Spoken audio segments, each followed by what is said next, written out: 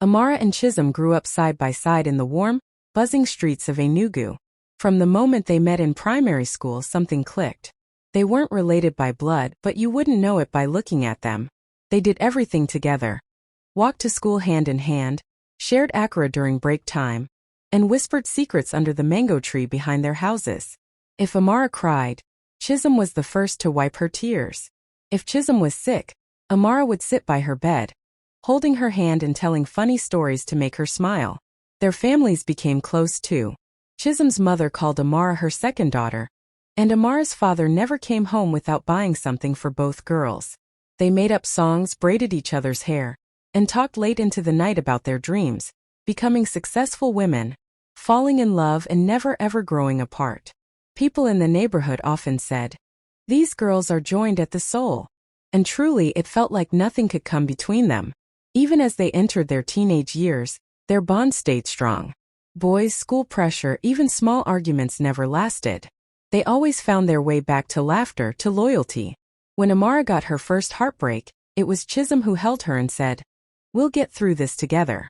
They believed they were unbreakable, bound not just by time but by trust, by childhood, by love that felt eternal. And in Amara's heart she truly believed nothing, and no one could ever change that. When Amara met Ikenna, it felt like everything in her life was finally falling into place. He was kind, charming, and made her laugh in a way no one else ever had. She couldn't wait to share the news with Chisom.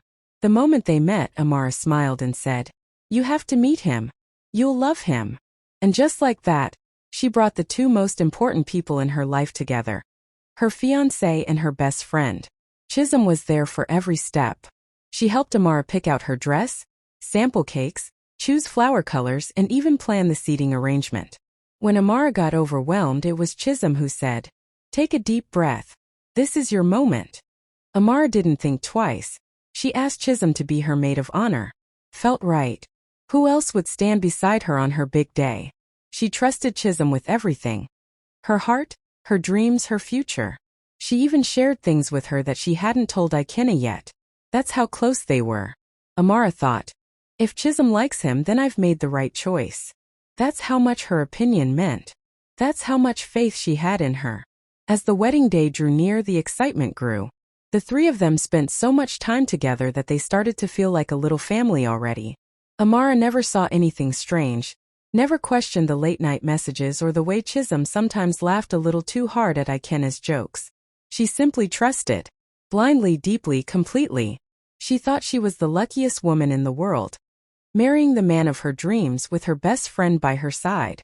She imagined the wedding, the dancing, the photos, and the forever ahead. She had no idea that while she was planning a future full of love and loyalty, something else was quietly growing in the background, something she never could have imagined. But for now, Amara was just a bride-to-be, glowing with joy, wrapped in the warmth of friendship and love. She believed in her heart that nothing could go wrong. After the wedding, life moved fast. Amara was adjusting to being a wife, settling into her new home, and balancing work and family. But in the middle of all the joy, she began to notice small things, things she didn't want to believe. At first, it was just the way Chisom looked at Ikenna. Not just a normal look, but something longer, softer. Almost like she was seeing something more than a friend's husband. Amara laughed it off. "I'm overthinking," she told herself. "That's Chisom. She's dramatic like that." Then there were Ikenna's reactions. Sometimes when Chisom came over, he'd suddenly get awkward. His voice would shift, his eyes darting around like he didn't know where to look. Once, Amara walked in and saw them sitting a little too close on the couch, both going quiet the moment they noticed her. Her heart skipped, but she forced a smile. "They're just friends. She's my best friend. He's my husband. There's no way," she told herself. Amara started to feel a strange tension in the air. Like something was there, hiding in the silence. But every time the thought crept in, she pushed it away. She had trusted both of them with everything. How could she even allow herself to doubt? One night after dinner, she caught Chisom staring at Ikenna again. A kind of look that didn't belong in a friendship. It hit her in the gut. But before she could say anything, Chisom smiled brightly and changed the subject. Just like that, the moment passed. Amara forced herself to forget it. She kept ignoring the signs, The sudden calls Chisom would cut short, the way Ikenna sometimes avoided eye contact when her name came up, the strange excuses when plans changed. Amara chose silence over suspicion. She didn't want to be the paranoid wife or the insecure friend. "She's my best friend," Amara whispered to herself one night while staring at the ceiling. She would never. But deep down a quiet voice was beginning to stir, one that said something was off. Still she buried it. It was raining that night, the kind of heavy rain that makes the whole world feel quiet. Amara had left her meeting early, craving the comfort of home, of warm food, of Ikenna's arms. She didn't tell anyone she was coming early. She just wanted to surprise him. She opened the door quietly, smiling to herself as she stepped in, dripping wet. The house was dim, but there were voices upstairs. She thought nothing of it, until she heard a laugh. Chisom's laugh. That familiar, high-pitched giggle she knew by heart. Her steps slowed. Why was Chisom here? Without her knowing. At that hour? Amara walked up the stairs, heart beginning to beat faster, though she didn't know why. As she reached the bedroom, the door was half open. She pushed it gently, and that's when everything stopped. There they were. Ikenna, Chisom, together, in their bed. Time froze. She couldn't move, couldn't speak. Her breath caught in her throat as her eyes tried to make sense of what they were seeing. Ikenna jumped up. Chisom just stared, eyes wide. No one said a word. No explanation. No apology. Just silence. And in that silence, something inside Amara broke. Everything she had trusted, everything she had loved, shattered in a single moment. Her best friend, her husband, the two people she had given her whole heart to, had stabbed it together. She didn't scream. She didn't cry, not yet. She simply turned around, walked out of the room, and left. The rain outside hit her face like tiny needles, but she didn't care. Her body moved, but her soul stayed behind, crushed under the weight of betrayal. All the signs she had ignored came rushing back. The looks, the lies, the moments she had explained away. And now the truth was in front of her, clear and cruel. Amara sat in her car, shaking, staring at nothing. How do you even begin to process something like that? How do you heal from betrayal that deep? That night Amara didn't sleep. She didn't eat. She didn't speak to anyone. Amara didn't tell anyone when she left Enugu. No goodbye messages. No dramatic posts.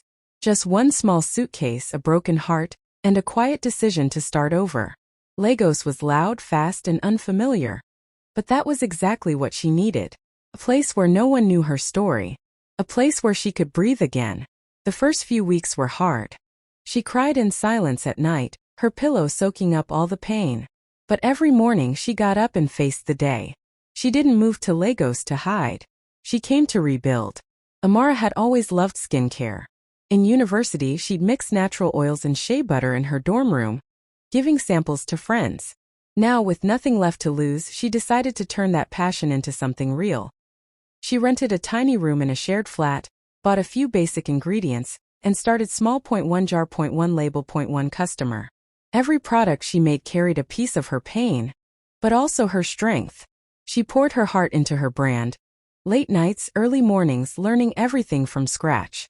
When others rested, she worked. When doubt crept in, she reminded herself, I've already lost everything. I have nothing to be afraid of. Word started spreading. One happy customer told another. People loved the glow her products gave. But even more, they loved the story behind it. A woman who was broken but chose to rise. She named the brand Aya Glow. Aya, meaning resilient woman. It wasn't just skincare. It was healing. For others. For herself. There were still lonely nights. Still moments when memories tried to pull her back. But she had found something stronger than heartbreak, purpose. Her pain didn't define her. Her response did. Amara didn't need pity. She didn't need revenge. What she needed was to become the woman she had once dreamed of being, bold, brave, and unshakable. She wasn't the same girl who had walked in on betrayal that rainy night. She was something new now. Something stronger. She was alone, yes. But she was not broken. While Amara was quietly rebuilding her life in Lagos, Chisom was busy showing off a new one online. Pictures of her and Ikenna filled Instagram. Dinners at fancy restaurants, weekend trips to Dubai, matching outfits with long captions about true love, and finally being happy. They didn't hide. In fact, they flaunted it. Like nothing had happened. Like no hearts were broken. Chisom had always loved attention, but now it was louder, flashier. She launched a luxury fashion line just months after the wedding scandal. The photos were everywhere: silk dresses, designer heels, gold accessories. Her followers praised her glow-up, calling her a boss, a fashion queen. She soaked in every compliment, every like, every repost. But behind the filters and photo shoots, things weren't as perfect as they seemed. She rushed into the business without planning properly. The showroom rent was sky-high. The imported fabrics were expensive. She hired too many staff too quickly, all to keep up the image of success. Orders started to delay. Customers complained. But Chisom kept spending, kept pretending. She believed if she looked rich enough, the money would come. Ikenna tried to help, but he wasn't the man he used to be. The charm was fading. Their smiles and pictures were forced now. Fights over money started creeping in. But Chisom didn't stop. She borrowed more, lied to investors, and kept pushing the brand as if nothing was wrong. Her greed had blinded her. She wanted everything fast: fame, love, money, success. She thought she could take shortcuts, just like she did with Amara's life.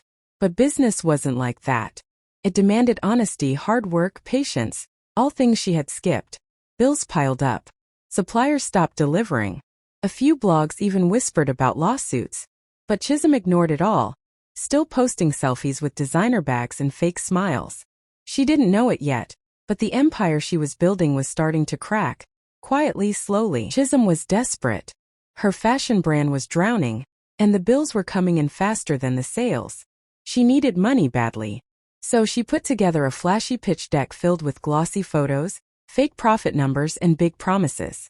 She called it a next-level fashion empire, and started knocking on every investor's door she could find. One day, she got a response from a major investor. Big name. Big money.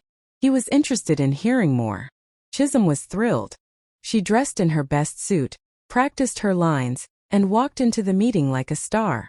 She didn't know that behind that investor was someone she thought she'd never face again. Amara. Amara was no longer just a small business owner. She had grown aglow into a powerhouse and taken on a silent partner, the very investor Chisom had now approached. And the moment Amara saw the pitch deck with Chisom's name on it, she knew it was time. She didn't respond right away. No emotion, no drama. Just strategy. Quietly, she gathered her facts. She looked into Chisom's fake numbers, unpaid debts, and forged signatures. She let Chisom walk straight into the room, thinking she was about to secure the deal of a lifetime. Chisom pitched with confidence, flashing her brightest smile, using words like exclusive, premium, and global vision. She had no idea who was really listening on the other end of that boardroom. When the presentation ended, the investor leaned back and said, "Interesting. We'll have to take a closer look." Behind the scenes, Amara was already moving. Every detail, every lie, every unpaid vendor. She had it all. And she waited. Because this wasn't about revenge anymore. It was about playing the long game. About being smart, calm, and calculated. Chisom had always moved fast and loud. Amara had learned to move slow and smart. She knew timing was everything. And this was her moment.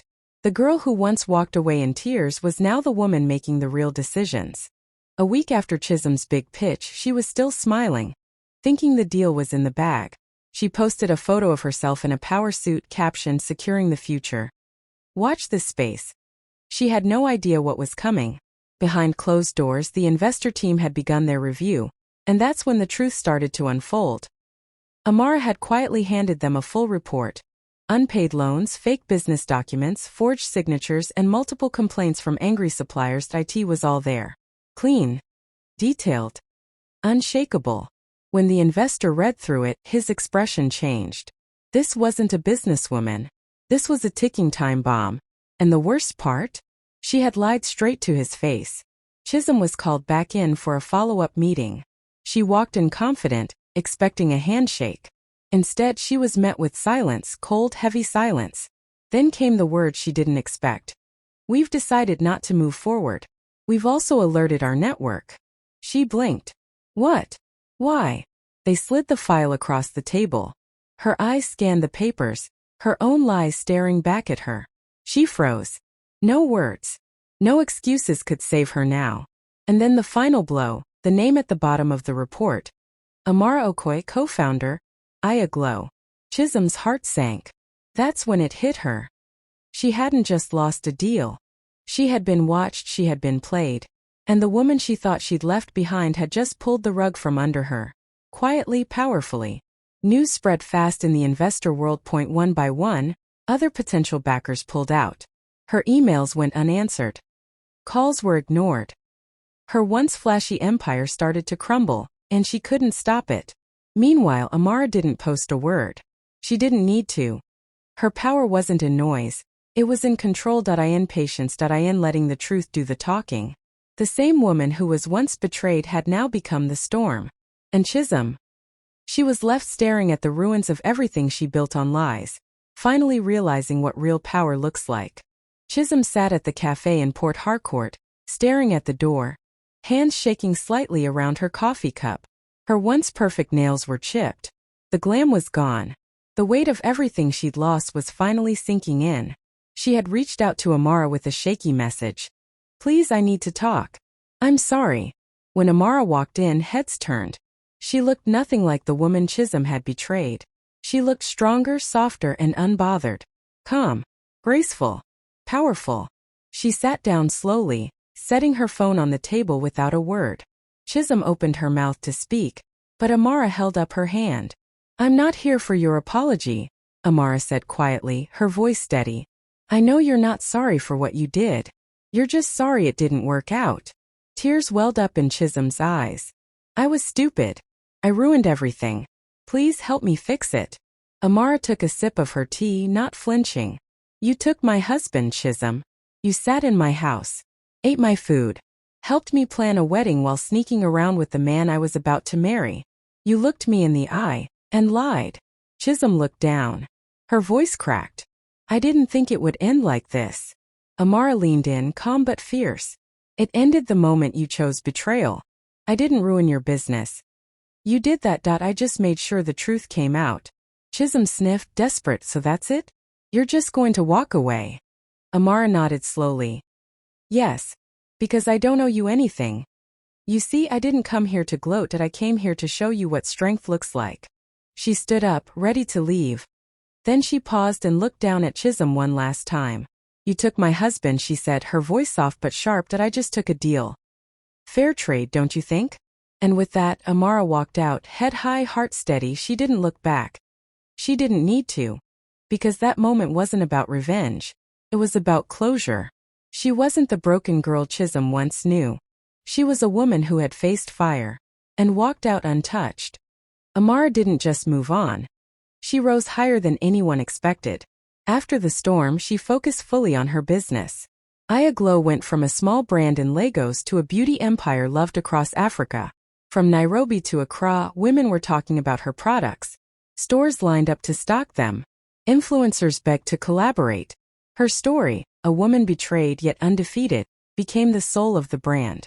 She was invited to speak at women's conferences, featured on magazine covers, interviewed on national TV. But through it all, Amara stayed grounded. She didn't scream her success. She let the results speak. Every jar of cream, every new store, every sold-out product. All of it whispered one message: she won. People who once pitted her now looked at her with admiration. Her name became a symbol of strength. Not just because she built something big, but because she did it with grace after being torn apart. She never mentioned Chisom or Ikenna again. She didn't need to. The world already knew. Their story faded. Hers soared. Amara learned that victory doesn't come from revenge. It comes from rising. From choosing peace over drama. From turning pain into power. She had been broken, yes. But not destroyed. She had every reason to give up. But she didn't. She rebuilt herself. Not into who she was before, but into someone stronger, wiser, and unstoppable. And in doing so, she taught everyone watching: never betray a woman who knows how to rebuild.